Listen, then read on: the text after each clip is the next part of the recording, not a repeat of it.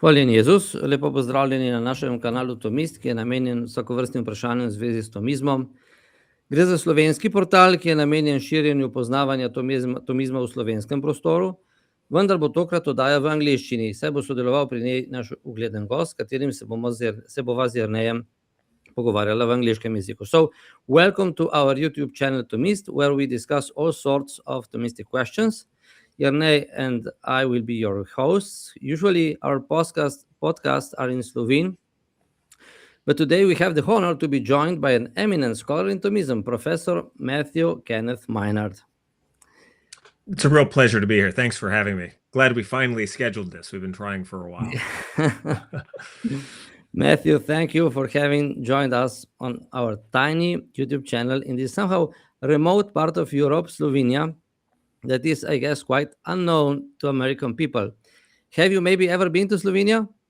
I've not. One of my dear friends, someone very influential for Brian Kemple, who we were talking about before this, professor of his and a professor of mine. Actually, his wife is from Slovenia. And so there is this connection in the Dealey world, at least one step away. I don't know her status. She's a dual citizen, I think, with America, of course. She's been here for years and years. But I've not ever been to Slovenia myself, no. Okay, so if we maybe start with this ethnic origins, we are here in Slovenia, we are all Slavs, and you define yourself like an Appalachian Slav, or I noted it in a post. So can you tell us some words about your ethnic origin?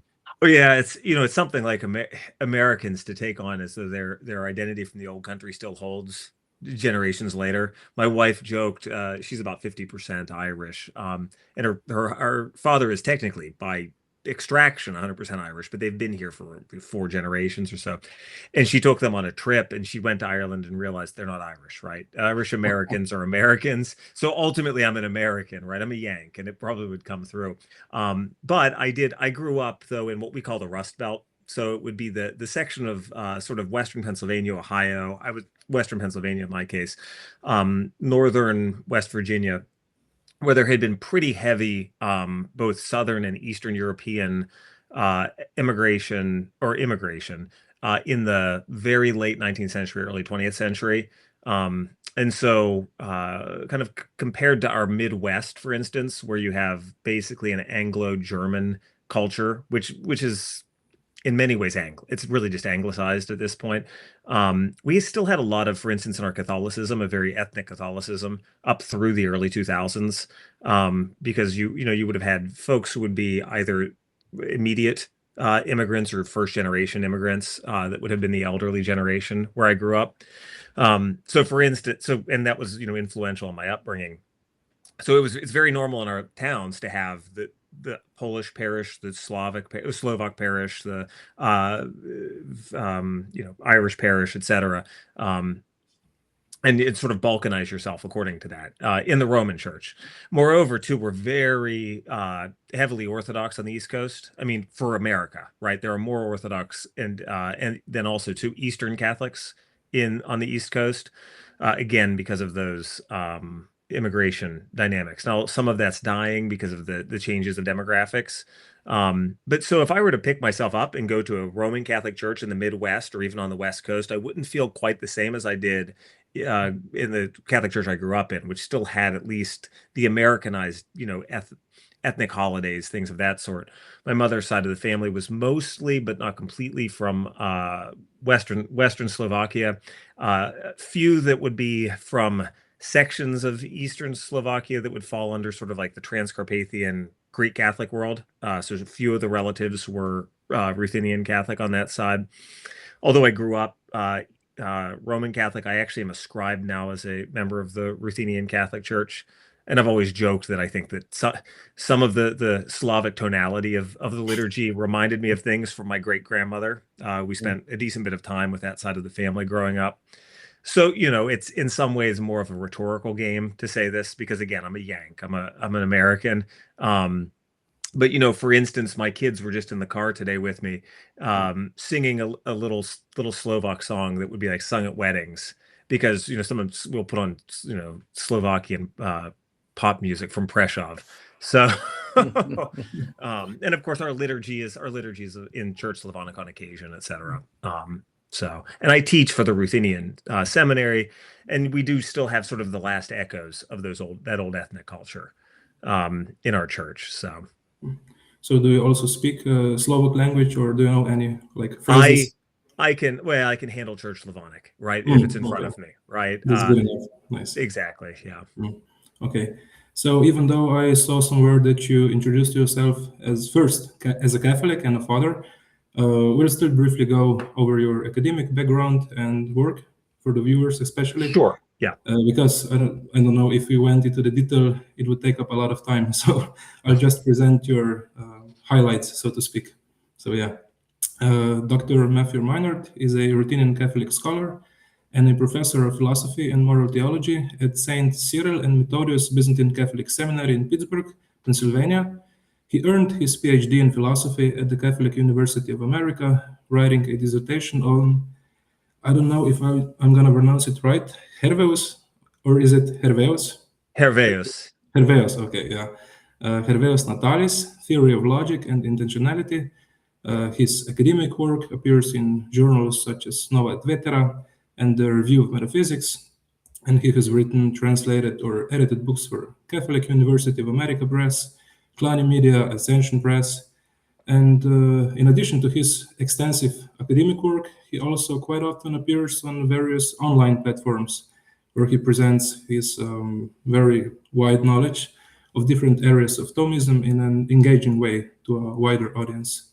And so, although this channel does not yet reach this kind of wider audience, like, I don't know, Reason and Theology and Pints Aquinas, for example, Dr. Meinert kindly accepted our invitation, for which we are very, very grateful. So thank you again. That's absolutely. Yeah.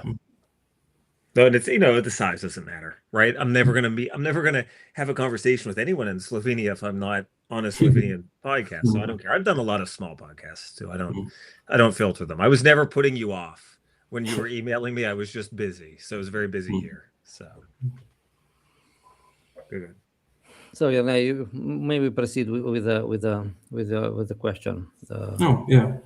Yeah. So the first question related to Thomism would be probably about the most famous, we believe rightfully so, classical Thomist of last century, Reginald Garrigou-Lagrange, and about a tradition of the great commentators. And you are also widely known as the translator of his work.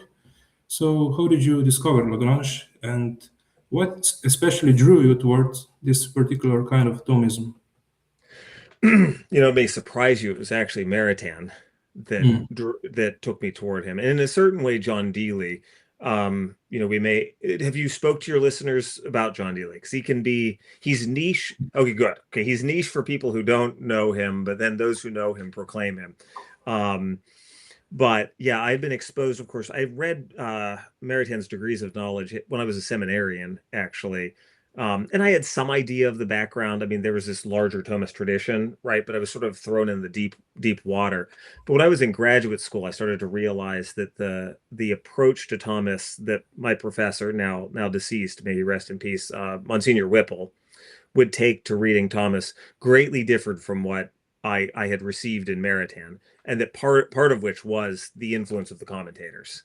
Monsignor Whipple was trained at Leuven in the 60s, and it was very much a kind of textual and semi-historical approach to Thomas, Thomasian, as they would say somewhat in the French world today. And I remember writing a paper for him in which the argument that was made against the position that I had presented was, this sounds a bit like John of St. Thomas, or something like that. And I thought, well, I've often joked, I said, it's like it's a reduction to absurdity, but it's a reduction to John of St. Thomas, as though that was an argument. So, at risk of, I don't want to come across too much as speaking ill of the dead, nonetheless, I was frustrated. But, there's still, I think we've all, if we have begun to dig anything into 20th century Catholic thought, we know something of the narrative about like the Nouvelle Theologie crisis in the 1930s and 40s and 50s. And that is going to have associations with Garrigou-Lagrange. And there's a certain cloud that hangs over his head. And it took a long while for me to even be comfortable picking him up, right? I knew he was influential for Maritain, yet I thought, well, but it's that dry, dusty manual stuff. I now don't think of him even as a manualist, but we don't necessarily need to talk about that today. But I've written some kind of popular things about that. He's not a manualist. But anyway, I was actually I was in Oxford, and Father John Sayward, he was an Anglican priest who then eventually received orders when he became years after becoming Catholic. He became Catholic, lived as a layman, and later on in life was ordained. And he was baptizing the child of some friends, and we were at his rectory afterwards, and he mentioned something about Garrigou and the use of the commentaries from his teaching. And he was so peaceable about it that I thought, this just feels marked with a certain truthfulness and grace that maybe I should listen to this, right? He's speaking about how it's been so useful for him sort of to re-enter the stream of later scholasticism. I then went back, and I think I bought like the 3 Ages, the spiritual text, right? The 2 volumes of that. And maybe 1 or 2 other texts I read. But what happened then was I was bored while writing my dissertation, and my dissertation director wasn't answering my emails. May he rest in peace. He just passed away. He was very bad at answering emails. And I picked up the sense of mystery, the sense du mystère of Garrigou. And the tone was very different than what I was told to believe. And also, too, I all of a sudden saw him making certain distinctions, some of which I think we might discuss today, things with regard to like the express species, for instance, that were just also clearly the same as the Thomism in Dili. Now, obviously, it's different. Someone who's teaching in Rome, clerics, is going to focus on certain things in a different way. But the sense of how he interacted with the earlier scholastics, for some reason, then just stuck out to me. The way he did it without it seeming overly rote, overly manualist, stuck out to me. I'm going to try to watch my speed. I should realize this is English is not necessarily the first language for everybody, and I tend to talk fast. I apologize. And it didn't come across as a sort of preachy cleric in Rome in 1930. The text had a real sense for mystery. I mean, the way that both the limitations of human knowledge, but also to the scope of what human knowledge is capable of, kind of shrouds us in sort of the mystery that accompanies the analogy of being, etc. I could, or the mystery of the distinction between nature and grace, right? The way that he articulates actually how the Thomist position on the supernatural respects the mystery of the uncreated life given through grace, etc. And he does it in a way that has a limpidity and a kind of spiritual depth that communicates to the human person. I was so struck, I decided like an idiot to translate it. I had some, decent exposure in French. And of course, luckily the, digital tools, even a digital encyclopedia or a digital dictionary is easier to use, than one in your hands. And so that was back in 2015, I started translating the text.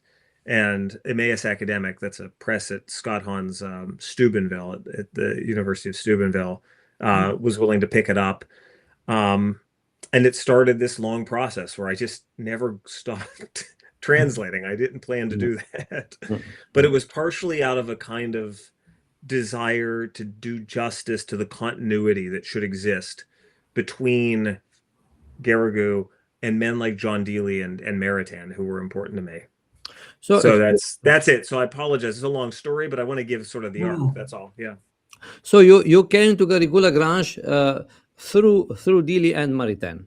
Correct. Okay. Got it. Good summary. Thank you.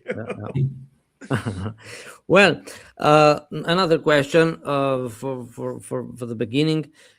You are Byzantine Catholic and a Thomist teaching at the Byzantine Catholic Seminary in Pittsburgh. Mm-hmm. This is very interesting since, on the one hand, the interest for the Byzantine Catholic rite is on the rise among traditional Catholics, who should be, by definition, interested in the thought of St. Thomas Aquinas. But on the other hand, Thomism doesn't seem to fit ideally the spirituality of the Eastern Church. Maybe we're wrong. that is maybe more conform to the thought of the Eastern Fathers. How do you combine Eastern Catholicism and Thomism? Yeah, it's easier for me to do in morals because I'm convinced that the position, maybe not style in morals, but the actual doctrinal content of morals and theological articulation in Thomism is the closest to the Eastern positions on divinization by far. Among all the schools in the West, the Thomists most emphasize the intrinsic supernaturality of the life of grace. The big difference is, and it's a significant difference that's kind of, I sort of live in the middle of it, and it depends on if my students don't like what I'm doing or not from year to year, is that the Western idiom is more scientific. And that's the nature of having lived through the university system in the 13th and 14th centuries, right? When you say theology, what's meant, I teach this to my students. I actually try to teach them how to live in both idioms, because as Catholics, they're going to be interacting on the Catholic side, and they should not just listen to narratives, but understand the language of the Western Church. If they're going to be Byzantine Catholics, right? They need to be both Byzantine and Catholic. It's a strange position. It feels amphibious. But if you speak of theology in the West, people immediately think of the academic pursuit of the intellectus fidei at best. I mean, at least that's the best way to think of it. Not just academic, but discursive reflection within faith. In an Eastern idiom, it's often, not always, but it's often tied more with the idea, of course, the mystical theologian is the lodestar, right? I actually think there are resources within the Thomism of Garrigou-Lagrange to make the point that language of the mystics, that language of the ascetical authors, is in a very important sense the highest language. I've published a little bit on this in Nova et Vetera, for instance. But of course, it's still interesting. The tendency in the West is to be strongest at explaining to you why the mystics are the highest. And obviously they have their own mystical tradition. But whereas the emphasis in the East is always going to be kind of in the ecclesial culture, that the biggest voices are those voices which are not always in the scientific register. So you see, it's kind of, in a sense, you're straddling mystical theology and discursive theology and trying to figure out how to basically articulate agreement, but on two different planes. So then I teach them sort of how did the West change whenever monasticism became less institutionally important. I think it's right? very yeah. So yeah. I think No, that's very, it. So yeah. yeah, and so it's not the case that there's some kind of one for one, but there's not a unified school, quote unquote, in the East. This is why in the 20th century with the Russian emigres, why Palimism became Neopalimism. For identity's sake, they needed to have a figure in a certain sense that could stand in the place of a kind of centralized figure that sort of scholastic Thomism was for the West. And then it falls apart into eventually the neo-patristic synthesis, precisely because the corpus of Palamas is not the same sort of totalizing corpus. It doesn't cover everything the same sort of way. You can get away with doing a lot as a Thomist, even if you're mediocre. You can cover a lot of things because the topics covered in the corpus are a lot. So there's a sense in which there's a searching for identity in the East, and I'm not there to turn every one of my students into Thomists, but I do see myself as being able to make them comfortable with interacting with scholastic idiom, while I assign patristic texts, I assign texts from the Philokalia, I assign texts by Orthodox authors, and my framework always has a kind of heavy. I'm always adapting my Thomism to my Easternness. I will admit that theologically, I have pretty significant Thomist bones. But I think because I started in morals, I was in an easy place, because I think that on moral matters, there's a lot of overlap, even if the modality is different. I think one of the quotes from Saint Evagrius is very telling when he says, "The theologian is the one who prays." That's exactly. So it's in the back of my mind. Eastern approach to theology, like a mystical theology.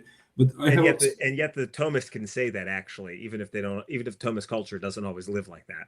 Yeah, of course. Right. But then I have one question: how would you reconcile the two very different notions of grace as a participation in divine life? Because, as you know, Thomistic notion of grace is this created, formal, analogical, accidental quality residing in the essence of the soul. But then we have many Eastern fathers who say that grace is essentially uncreated. How would you reconcile this? Yeah. Sure. I mean, in my teaching, I emphasize first of all the uncreated formality of grace. This is still held by the Thomists. The formal object of faith, hope, and charity is actually the divine life itself. uncreated. Yeah. Okay. Exactly. Okay. Secondly, I think that at least seeing how some of the Western debates about the indwelling of the Trinity were articulated also gets you to the edge of at least similarities. There are some there's sort of metaphysical differences that are just going to, I think, always separate especially a certain Palamite reception of Cappadocian thought from the Thomists. There's a comfort with a kind of ontological uncreatedness that's participated, right, for your understanding of grace. That Thomists are always going to say, well, you have to have the effect in the creature, but that effect has an uncreated formal object. Technically, Palamas himself even holds that there is a created effect in the soul, but it's sort of secondary. It's an effect of the indwelling that's in the soul, which is something that you find in the Cappadocians as well. You may want to link off. I don't know if you have links for your podcasts. I actually have a chapter in a text, or I can even share it with you if you wanted to share it. Yeah, of course. Where I kind of work through this, because there are Western authors who in both the Baroque period and later on sound relatively Eastern, even though they're not trying to at all, on this question of the indwelling. Because the question of the indwelling is what's formally constituting the indwelling of the Trinity. Is it just the knowledge and love, or is it actually the imprinted, the gracing? In certain positions emphasize the latter. So I did a paper for the Maritain Association some years back that sort of compares some of these Western debates on the indwelling and the debates over created and uncreated grace. So what I basically do then, to just be clear, is I take everything that the Thomists say about the uncreated formality of faith, hope, charity, grace, technically the gifts of the Holy Spirit, and even the infused moral virtues, and I take that dial on the radio and turn it way up. Right. I emphasize it so much that some Thomists think that I'm denying created grace. Sometimes I don't, but I just try to emphasize the fact that it is in the end still, it really is in a certain sense vitally living the divine life is what the Christian life is, even according to the Thomist account. Okay, makes sense. I'm not trying to slow down the interview, but just one more question about this. Yeah. What about the essence energies distinction? Because in this YouTube debate space, I don't know if you know Jay Dyer, for example, and figures like this. They emphasize this distinction and irreconcilability with Thomism so much that it seems like it's impossible to bridge this gap in theology. Would you agree on this, or do you perhaps know any interpretation of this essence energies distinction that can fit into Thomism? I don't know. Well, there's two questions there. Will the debate online ever stop? No. So, there are various accounts of it. I mean, I do think in the end there is a certain insuperability of positions. I do actually. There are some readers of Saint Gregory Palamas that hold. We consider him a saint on our calendar in the Ruthenian Church, technically. So just to be clear, I'm not trying to affect something. We celebrate him during Lent, and he's been on our ignore calendar. all the quotes he said about Catholic Church, and I'm aware. I'm just noting the fact that even pre-conciliar, I'm trying to be faithful to the fact that Arminian has that. That's the only thing that that's all. I'm aware of it's the weird situation of being in a church that's Eastern and in union with Rome. But Gregory Palamas has, there's a reading of him by Norman Russell. If there's a book from Oxford University Press, I think it's Gregory Palamas and the Making of Modern Palamism or something like that. He really basically reduces the distinction to something like a virtual distinction or a conceptual distinction. I don't think that's completely. I don't think you can work that into the texts. I think that it's pushing the texts. It's trying to. it's trying to westernize the text too much, or trying to scholasticize the text, or Thomisticize the text, even though that's not what Russell, he's not a Thomist, but it makes it very close to the Thomist position. The only very technical point I would make is I do think actually that there are two different focuses on causality that are operative here. That the Byzantine Orthodox focus is in the line of extrinsic formal causality because of the amount of Platonism and Proclean Neoplatonism that's operative. The Western concern is very much in the line of efficient causality. If you're in the line of efficient causality, it's not going to make any sense to have a kind of reduplication of God outside, right? You're going to have some way that the cause and the effect is less than the cause, dependent and distinct, and not within God. In the case of extrinsic formal causality, it's like you can think of grace as manifestations of God, and you do hear this in Orthodox language, that what grace brings about has a kind of theophanic quality. It's like a theophany. And so the distinction of essence and energies, I think, is operating much more in that formal causal register. And whether or not, though, then that can be brought to meld with the sort of Thomist position, I don't know. There are, however, you could look at Father Christian Capus's work on Gennadios Scholarios.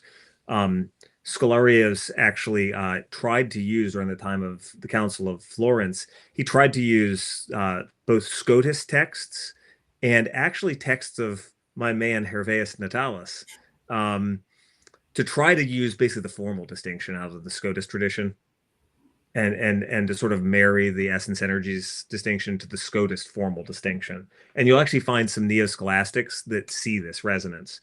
Martin Giugi, I think, makes that comparison to the Scotists in his article on Palamas.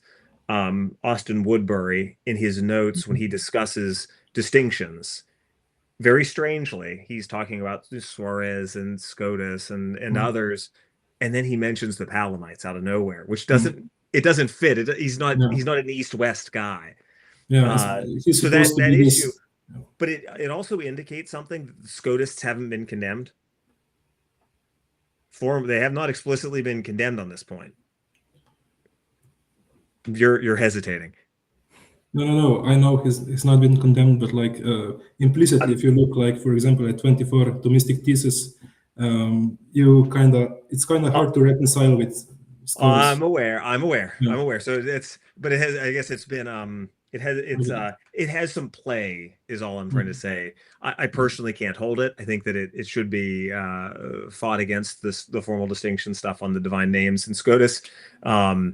But outside the 24 Theses, outside of that, it at least has kind of play in the space of Catholic thought, is all that I'm. Even with the application of 24 Theses, remember too that they were application of theses for the forming of priests, and that should be taken quite seriously. I'm not saying that means they're just some optional thing, but the Jesuits, for instance, really fought to ensure that the Suarezans could still maintain their positions privately on the distinction between essence and existence. So that being said, I mean, I'm just trying to make the point that the church hasn't at least put a very heavy boot on the neck of the followers of the subtle doctor.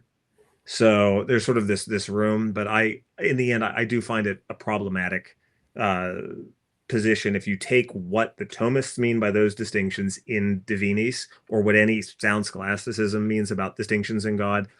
I do get nervous the harder that the Palamite position tries to press those distinctions into God. But you'll find interpreters that really do mitigate it, not just Russell. There are others too who really try to mitigate the amount in Divinis. So if you're ever interested too, the translation I did by Jean Hervé Nicolas cites these interesting texts from, of all people, Vladimir Lossky, trying to minimize in certain ways. And it's again, I think some of it's not completely correct to the texts. I mean, I do think sometimes Gregory pushes the distinction, but yeah. It's interesting you've mentioned that Woodbury included this Palamite distinction in his one of his manuals, because I've studied some of his works. I think it's called Ostensive Metaphysics, I don't know, and Ontology. And he's very like Garrigou-Lagrange line of Thomism. He's So very much, yeah. yeah, I think it started under him even in Rome. I'm He not sure. did, yeah. I can't remember if he did Yeah. both of his doctorates, but he did pretty quickly to a philosophy and theology doctorate. But yeah, at least one under. Yeah. Yeah, that seems. But okay. The next. There are next two. It's in one of the ostensive metaphysics, I think. Yeah, notes, but there okay. are two sets of them, so I can't remember which one it's in. Yeah, okay. So the next question would be, in your work, there is a major stress also on the role of ens rationis in Thomism. So could you tell us why was the ens rationis, in your opinion, underestimated in comparison with the ens reale among Thomists like Garrigou-Lagrange, Jacques Maritain? And do you think that John Dee was a philosophical figure that was instrumental in bringing your attention to ens rationis? I mean, in general, like second intentions, extrinsic denominations, and even relation in general. Yeah, so the first answer is, yeah, John Dee is the one who really opened my eyes to the he called it terra non considerata in one of his books of ens rationis. I think that, in a certain sense, so the received tradition of what ens rationis are kind of closed the eyes a little bit. They were second intentions, so the relations we form among things insofar as they're known, and that's what logic studies. Like you said, extrinsic denominations, but often people tended to think of those as being pretty superficial denominations. I mean, pretty obvious ones, like the case of something that if something is known, it doesn't have a real relation to us, but we have a relation to it. Or perhaps something is left of an animal, right? It's not there's no exactly. So it's something our mind imposes on it. And then of course negations and privations, right?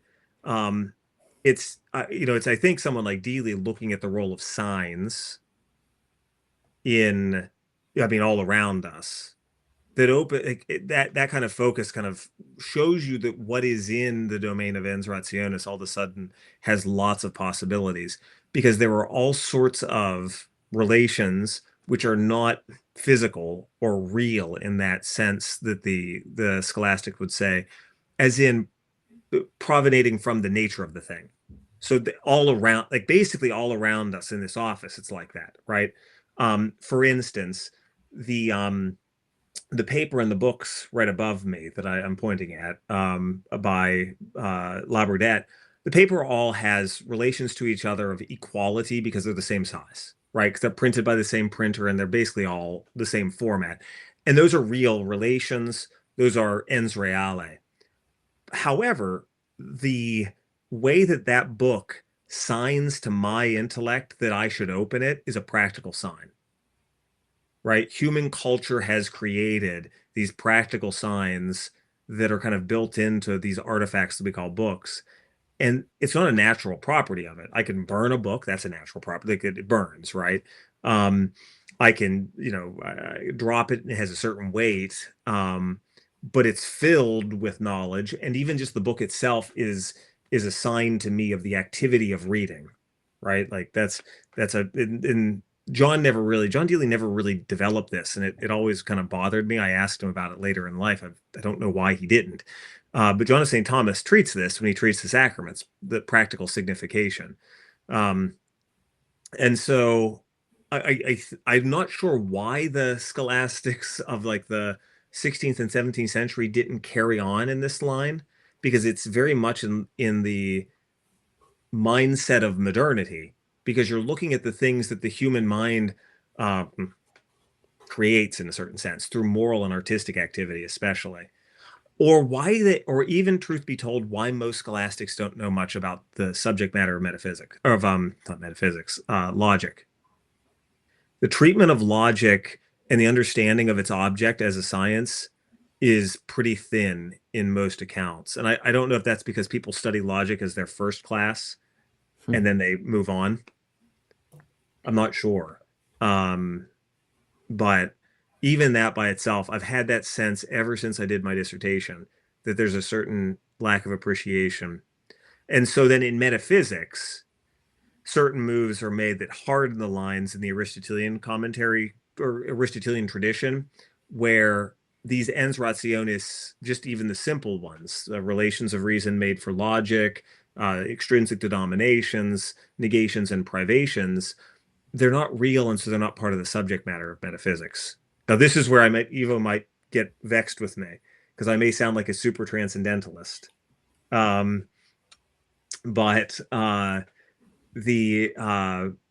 you'll find in Suarez, and then it gets picked up by some of the later Dominicans as well. They say these ens rationis are part of the shadow of being. They're not really, if there were no minds, there still would be trees. But, since minds happen to think about trees and living things, they make genus species relationships. So there's this sort of shadowy thing that happens because of the intellect. And so it becomes terra non considerata.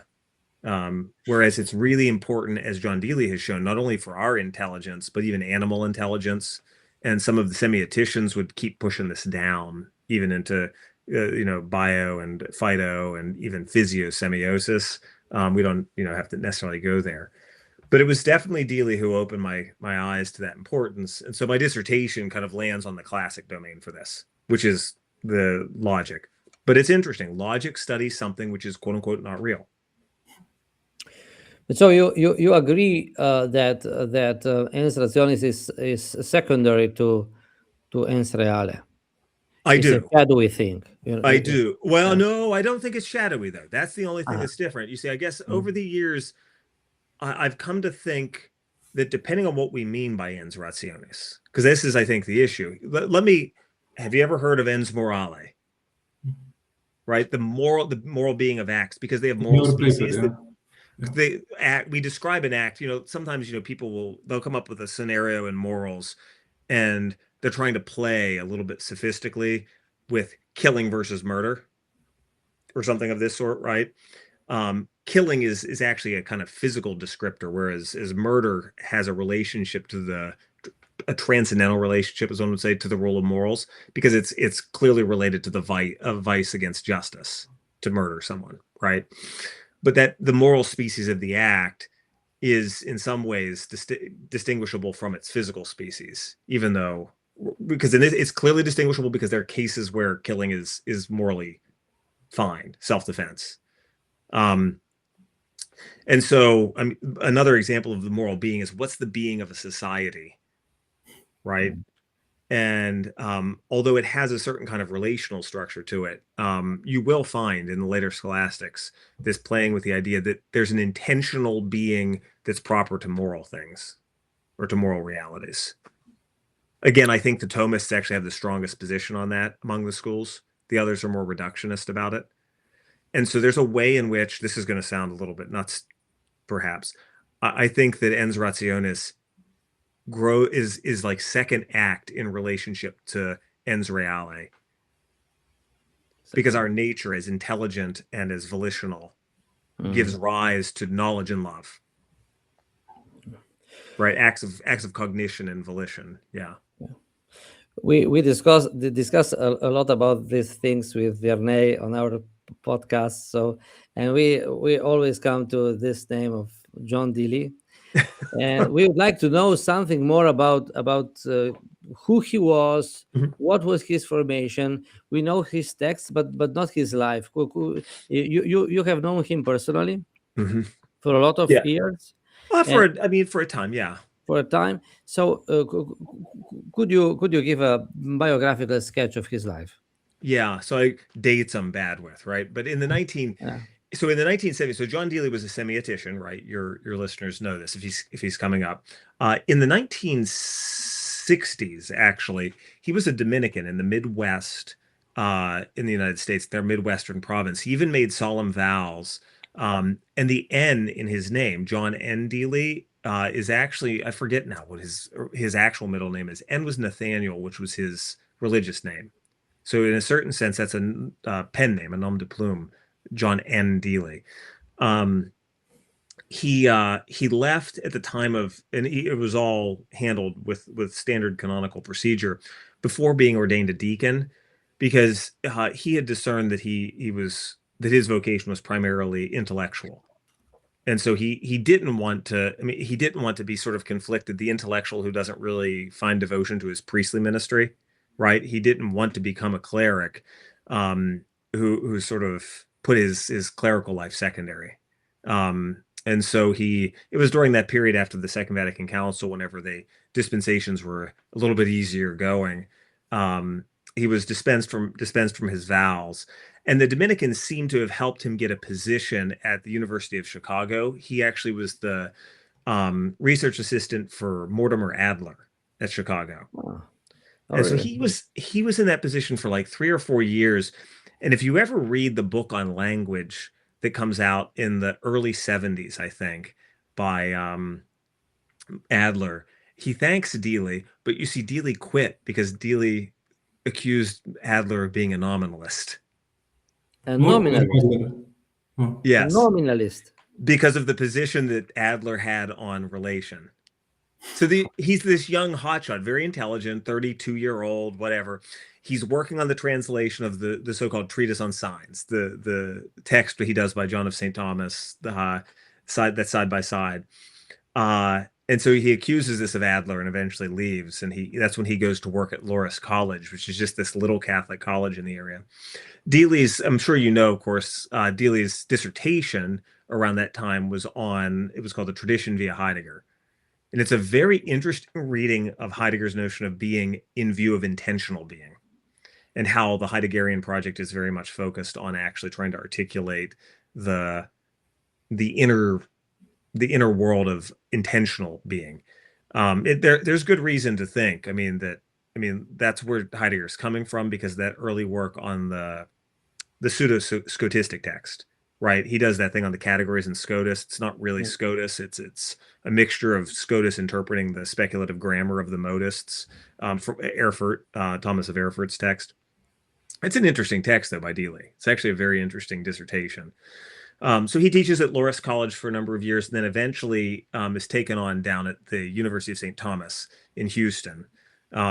He by that point had established himself among the semioticians and had become very active in the Semiotic Society, because I think that some of the Thomists weren't buying the positions he was articulating, which I think are, on the whole, legitimately Thomist. I don't interact with Charles Sanders Peirce as much as he did, but we don't have to negotiate that here. So then he taught at Houston for about 20 years or so, and then was looking to retire, and have someone take his books and sort of settle his estate.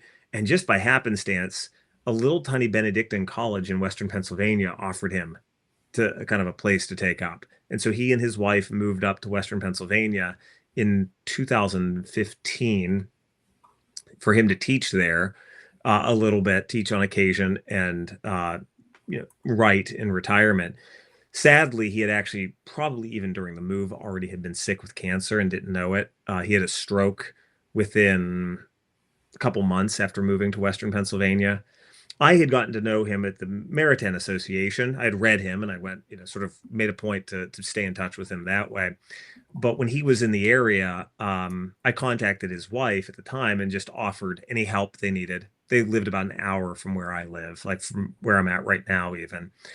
And at the time, my wife was teaching occasionally as an adjunct. Just she works as a psychologist, just very part-time now, because our kids, etc. But at the time, before we were married, she lived closer to that college, actually, because we lived separately and I was here.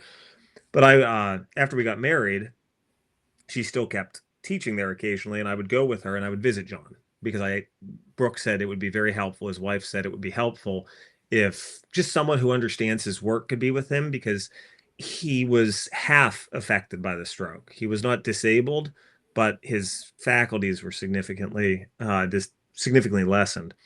So we would talk, and sometimes we would talk about things with semiotics. Sometimes he would not be able to provide clear answers. But he was a tough guy. He was supposed to die in, I don't know, January, and he hung, or maybe even earlier than that, and he hung on well into April. So that fall and that spring, I went regularly to visit. And I was actually, by happenstance, I was with him when he died. I had gone with my wife. He was staying at an old age home, and where they had him for hospice, we call it, sort of end of life care. And I told her, I think I'm going to go up there just to make sure everything's fine. And Brooke was there, his wife, and she was very tired and wanted to handle the dogs. And she went home to handle the dogs. His sister came in. She had been out of town, and she came in to visit him. And as soon as he heard his sister's voice, he died. So so yeah, it sort of started that I read him in graduate school, and I made sure to know him at conferences, and then I spent time with him there at the end.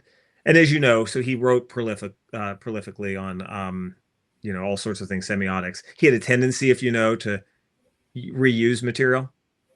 Right, there's a certain repetition to him, but that's also good in a certain sense because it repeats certain points of importance.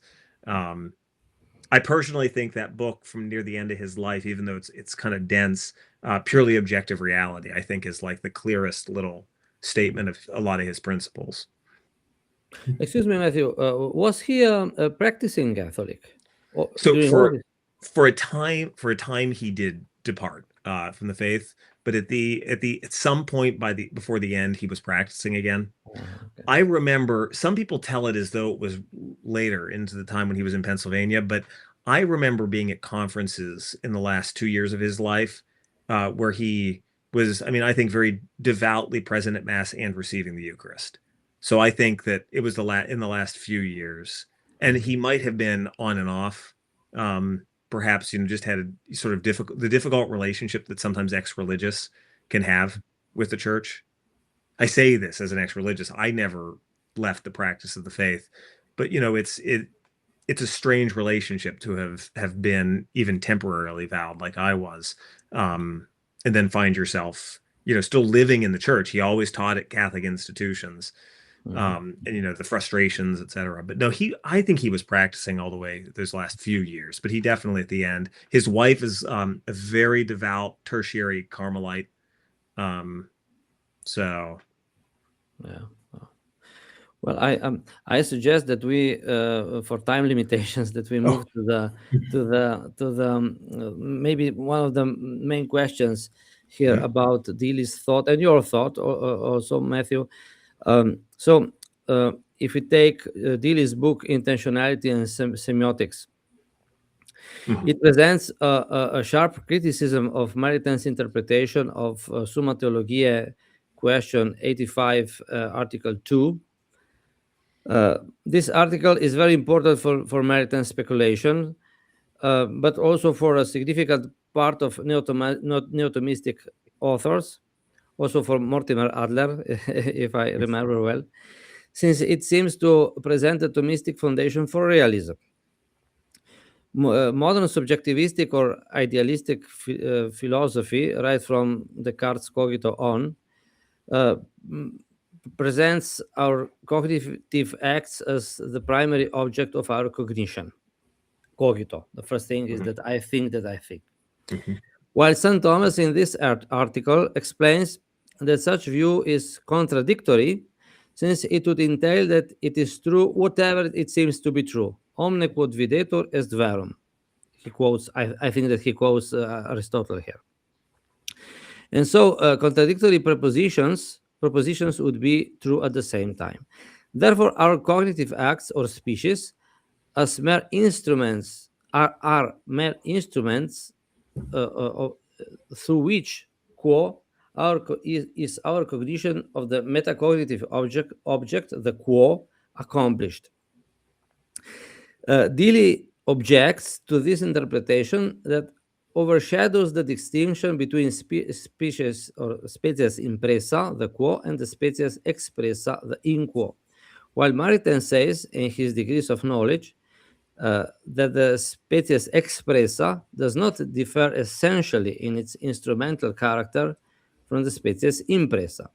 Do you agree with this criticism of Maritain? Was Deely right here? So, well, two questions. Deely is definitely right. Okay. Deely basically, if you want to talk about something that just as much as the other stuff we talked about pushed itself on my mind, this did as well. So substantively, Deely is correct. in regard to the critique of Maritain, I've always been conflicted about that concept appendix at the end of Maritain, because I know that not merely because it was too much for me, right? Like I read it before I was well trained, even with better training, I've always felt like it so backgrounds and occludes and overshadows the clear distinction that needs to be made between the impressed and expressed species. And even where that comes up in some of the footnotes, etc., I feel like he doesn't articulate that clearly enough.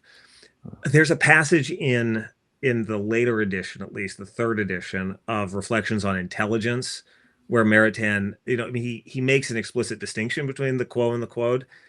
And Garrigou will do this too. He has to do it because of Trinitarian theology, right? Because the expressing of the verbum is where this gets developed even in Thomas. This is why some people miss it textually. So, but that being said, that there are other times in which Garrigou just backs into the old quo-quod fallacy that Dealey talks about. He reduces the cognitive apparatus or the cognitive process only to the impression of the impressed species. I think you can't describe all kinds of things in human knowledge if you don't very clearly not only distinguish, but emphasize the importance of the expression of the internal word in comparison with the impression of the impressed species. The expression of the word is involved, it's very clear in John of St. Thomas, in the making of definitions by the first operation of the intellect, in the forming of propositions by the second operation of the intellect, and also by the forming of conclusion propositions by the third operation of the intellect, syllogistic reasoning. And I don't think you can explain anything about the progress of knowledge if you don't make this distinction. And then what's more, I think it becomes a kind of magical process. I think cognition becomes this sort of, my professor, Monsignor Sokolowski, would refer to it as the X-ray. The agent intellect is a sort of X-ray. And perhaps in the end, it risks a kind of covert idealism of sorts, insofar as you're without having the complete explanation. I think that you're going to start to treat the Spatier's impressa as though it's something that's known, even though you'll be saying it's a quo, like you'll be slamming your hand down that it's a quo. I think that there's a real danger. But I actually think that the biggest, like the thing that always bothers me the most is you can't explain what it's like to go from the first moment of sort of seeing something as intelligible and then searching to define it and then expressing it to yourself. But you're expressing it, you're making it known, you're objectifying it. Well, that's a way of expressing it's in the concept expressed that you grasp the reality known. And I just think it's so much better explanatory power-wise to have that clear distinction. Moreover, you can't explain animal cognition. That was important for Dealey. He wrote some essays early in his career. The estimative sense, right, sees intentions that are, sort of sees intentions that are not in the proper sensibles. Well, it's not as though the sheep seeing the wolf and knows it's its enemy. Classic example. It's not as though the sheep's power of estimation burrows underneath the sense data to see enemy. It interprets the environment so as to see that this is an enemy. It grasps, but it's not like it imposes the meaning completely. It grasps the wolf as its enemy. Matthew, I'm here somehow. I have some problems with this critique of the Dealey's critique of Maritain, and my problem is I formulate it in this way. If you, but maybe I'm totally wrong. No, I'm willing to hear. I don't understand. I mean, my fear is that if we say that the concept, because we are speaking about the concept when we speak about the species express, is it true? If the concept is the only thing we are aware of in our process of thinking, because the species impressa is unconscious. Is it true? Yeah. So When Thomas says in the 85th question, Article 2, when he says that we cannot be, the object of knowledge cannot be, should be something extramental, nothing of the process of thinking itself, and that otherwise we would come into contradiction, because someone would say this is a wolf, and some other would say no, this is a dog, let's say, and this okay, and so we, I fear, I have this fear that if we say that the concept has a subjective element at the level of the content of the concept, and I think I have the fear that Dilly means exactly this when he says, speaking about the in quo. I think that this element constitutes exactly this contradiction about which St. Thomas is speaking in this question, in this article. Am I wrong? So, well, that article definitely doesn't draw the distinction between the impressed and expressed species. Okay. That has to be admitted.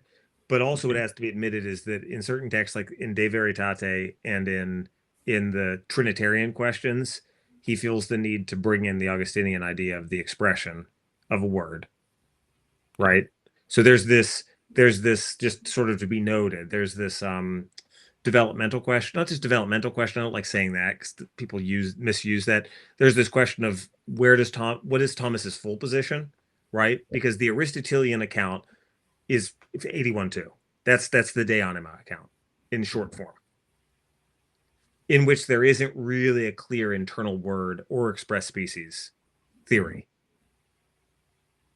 And yet the production of a terminus, and it's very clearly in the famous text in, I think, book 4 of the Summa Contra Gentiles, where once the intellect is informed by the impressed species, it must then form itself.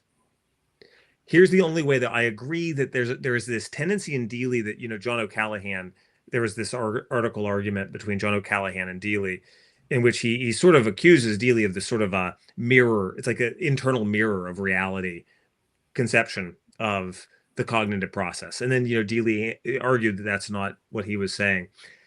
I at least think of it this way, because I am trying to think of capital texts in the commentator tradition about the express species, which is this necessary bit of the cognitional process that they all need.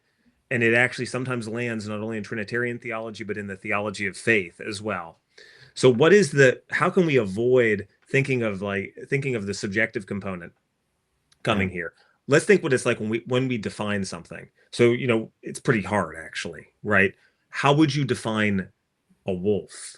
Actually, off the top of my head, right? Let's just kind of jokingly say, I'm going to have to use an accidental definition, a descriptive definition, and say a shaggy wild canine, right? So it's got a genus, canine, and then I've got a difference that has kind of two things put together, shaggy and wild, shaggy haired and wild.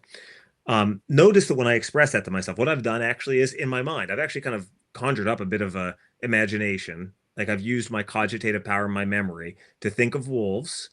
And then remember, I'm not thinking of any wolf that's in front of me, right? I'm thinking, however, of the essence of what it is to be wolf that I've kind of pulled from that phantasm and defined for myself. And so I'm understanding now some possible wolf that I could experience. And I'm not bringing to bear anything from my cognition, like from my cognitional definition, though. I didn't speak of my concepts. I didn't speak of my knowledge. I didn't speak of my feelings. I didn't speak of my affect. I didn't speak of my copying of reality. All the terms were shaggy, wild canine. And the process of forming that definition for myself is basically, it's in that defining. I grasp the reality that I grasp. That's how I try to explain the inness, right? That it's not so much, because this is how you're right to feel this. It can feel like the intellect goes out, looks at the phantasm, pulls out, gets its impressed species, still precognitional. We still have not yet known. But then we define it for ourselves, and now we have the mirror in which we see the thing. That's the real fear, and you're right to see that. So I will say that while I agree sort of with the critiques that Dealey has of the scholastics who don't draw the distinction clearly enough between the impressed and expressed species, I will admit that my reading of Dealey probably tries to read some of these dangers out of him. My joke is, didn't Thomas Aquinas do that to his authorities? He tried to read the best into them. Okay. He did it with Augustine all the time. I mean, he does it all the time. So that's my answer. I'm not batting you away. If you read that, that's what John O'Callaghan's concerned about in that article. Okay. Yeah. Because my fear is also on a higher level, because the neo-Thomistic project, let's say, of the whole 20th century, and we are somehow part of it still. Yeah. It is basically a Thomistic critique of the modern thought, of the Cartesian, Kantian, Hegelian, and so on thought, objectivistic thought, relativistic thought, if you want, that has that it has this problem that understands the object of thought as something basically intramental. And I see here, like the possibility of a Trojan horse. I don't know if I spelled it correctly. Trojan horse. The Trojan, that's fine. Yeah, Trojan horse. Yeah. Okay. No, in the Thomistic philosophy, if we say that within the concept we have a subjective element, and this is as you told before, this was John Callaghan's critique of Dealey, if I understood well. More or less. Yeah, it's more or less. That's at least sort of like if you're looking for the animating spirit of it. That's definitely Okay. So it's but that's part of Dealey's gripes. This word, right? He gripes at he's vexed at the world. One of his annoyances with Neo-Thomism is he doesn't like the distinction between realism and idealism. So we don't have to negotiate that here today, but that's something to see in Dealey. You'll see it in him over and over again. He sees this is a problem for let's say this is a problem for to accept Dealey in the neo-Thomistic project. That's probably true. Yeah. Okay. That's probably true. And I'll admit that I tend to try to it's like you try to hide the fact that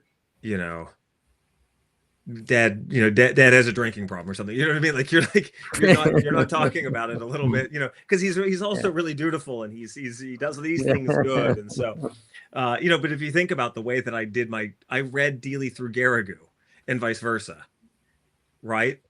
Okay. Because I found all these points of overlap between them, and I focused on that. So Dealey, if you've read any Dealey, you know how he harps about res and object, thing and object in Maritain, right? So of course, when I see that in that's very important for certain things in Garrigou, like really important things about the distinction between nature and grace, and also about dogmatic development. Like it's super important actually for the dogmatic development question when he fights Francisco Maransola. And so, right, I bring to bear a certain kind of Garrigouvian lens on Dealey that is perhaps, it's actually a mark of the fact why certain readers of Dealey, they don't see me as interpreting Dealey. Okay. People that I like. I mean, I don't know if Brian Kemple and I wouldn't get into this argument maybe as much, but I know someone who just finished a dissertation on kind of the semiotics and revelation at CUA, and he was told to talk to me, the Catholic University of America. I apologize. And when we had a conversation, he said, "So you're not really a follower of Dealey?" And I had to say, no, in a certain sense, I'm not. I've picked up certain insights from John, and yet I've decided that I kind of want to stay in the scholastic lane and just kind of keep digging down into the scholastic account of moral being. I take a lot of what he says about signs. It's correct. It's in John of St. Thomas. I think it's totally harmonious with what's even in Thomas. But I don't engage in the same project like that he did. That's why I don't engage with the purse stuff. So there is a real way in which I'm influenced by Dealey, importantly influenced by him in some ways, and yet I have to admit that in the end I'm not a Dealeyite. You can see it. If you compare me to my friend Brian Kemple, we have different focuses. Okay. Yeah. But would you agree with Campbell and Dealey? I mean, they often use this example of a judge, in this it quo debate. They say if all concepts were it quo in this content specific sense, then they could contain only what is in judge, insofar as judge is ens natura, like as his substance. That is human being with his habits, qualities, so on.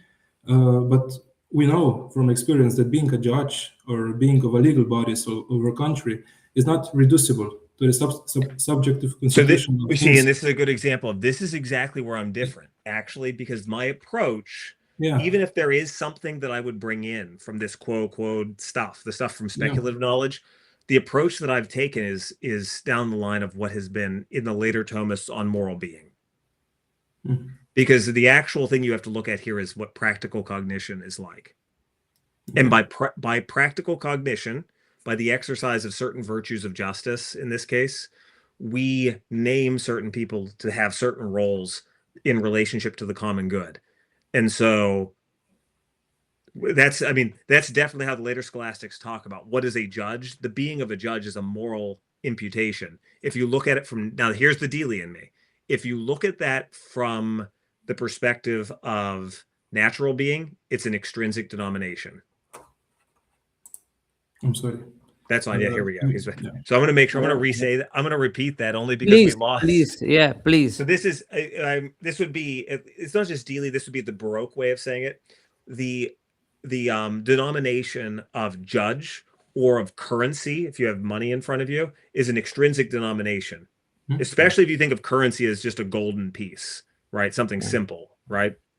Whereas, I've sort of, in my research, I've really emphasized that in the Baroque period, it's becoming very clear when they start to treat the morality of human acts. So questions 18 to 21 of the first part of the second part of the Summa, they have to basically start doing the same sort of analysis that was done for intentional existence, for speculative knowledge, to the intentionality that's proper to moral knowledge.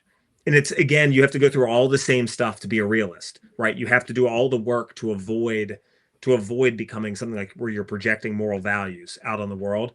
All the same kind of thing is going on there. So how do we fit synderesis and the principles of first principles of at least philosophical morality, setting aside the question of faith and then, bringing that in just for the purposes of clarity, and moral science? How does that ground the moral choice and command?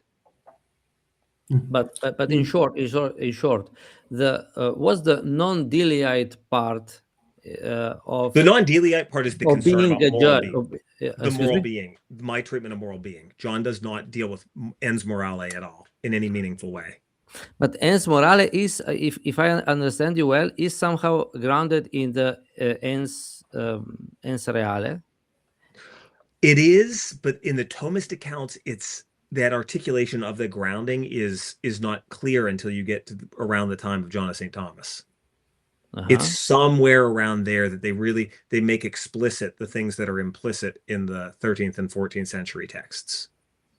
So for most, if you're reading Thomas, right, ens rationis is the stuff we described: relations of reasons, extrinsic denominations, privations, negations. Ens reale is a mixture of what the later scholastics would call ens naturae and ens morale. And the making of that distinction happens implicitly in Thomas when it comes to the moral species versus the natural species. That's the places in Thomas where that tends to happen. And that's a very important thing, right? One action, I tell this to my students all the time because they're going to have to hear confessions. One action can have more than one moral species, according to Thomas. You can confess two sins in one act. Okay. So that shows that there's something going on in the structure of the act that one natural act, if you were just looking at it from the outside, has, however, two sins in it, or potentially two positive characteristics. But And there's more. there's another debate at the same time about also, and it's in Thomas, but it's less developed. It's more muted between the natural species and the artistic species. There's been some very interesting work done on this in recent history about later nominalist accounts of artificial form. And you can feel it. I did a search in John Capreolus, the commentator from the 14th century, where you start to see him making distinctions about the artificial species or the artificial being of things. In Artificialibus, you'll find said. And it feels like what I just said about those moral acts. Again, one action, if you're looking at it from the perspective of just sort of what's done in the world, really, in real being, nonetheless, really also has two moral species. So too, from the perspective of just natural being, this is clay that is shaped. Okay. But it has a unity. It has an artifact unity. And that becomes the position the Thomists actually take against the nominalists. The nominalists just say there's no unity. All there are bits of clay that are related to each other and nothing else. But this is an artificial being, not a moral being. Correct. But again, there's a certain sense in which it's like, where does that fit? That's a tougher question, because that one hasn't been really treated as much, because it doesn't fit into what is normally said about ens rationis, except whenever the Baroques or even Thomas will talk about extrinsic denomination. But could we excuse say? me. No, I just wanted to say, could you say that, I don't know, a cup of coffee, as it is an artifact, is ens rationis cum fundamento in re. So insofar as we designated artificial form, is it ens rationis? I have tended to do that. That has tended to be the way that I try to explain insofar it. as it's clay, sorry, go on. But it's because it's what is its foundation? Its foundation is, remember, in order for those to at least, this is where some of the Dealey stuff on signs, the way that signs can go silent until we see them, but they're still there. Right? Because you have to interpret them, and then once you see them, they're actually out there because our practical intellect has made them. There's a causal analysis is that the cup is in a sense only a cup for those who use it as a cup. Yeah. And that's you use the idea of exemplar causality. Insofar as it's related to my practical intellect and it has that it gets exemplar causality from humans using them, then they're cups. You see, this is a good example of where I think Thomism is living enough that it can take the problems that kind of relativistic modernity invented and can ground it back on reality. Because the reality that's here is that the human intellect can work to define the way to live as a human, and there's a grounded set of essences that have that really do have a real content that we then use in the shaping of the tools that we make. Are you speaking here about natural law, basically? So going back to the morals, we were talking about artifacts. In the moral cases, that's exactly it.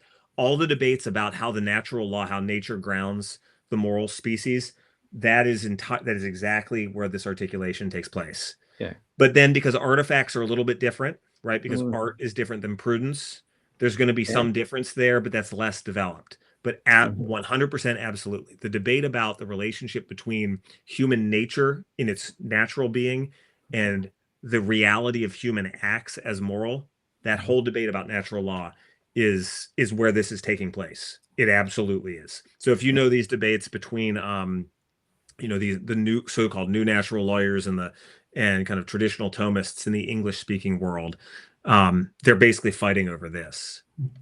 But and my approach always ends up being, how can I go read the later Thomists and see where they're doing this and sort of drill down into it. Okay. Yeah. But if ens morale belongs to ens, if ens morale belongs to ens reale, where does ens morale fit in 10 categories of Aristotle?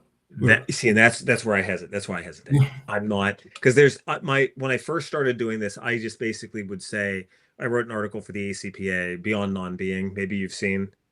We've seen, but we have not read it through. So yeah. Okay, that's We fine. have homework.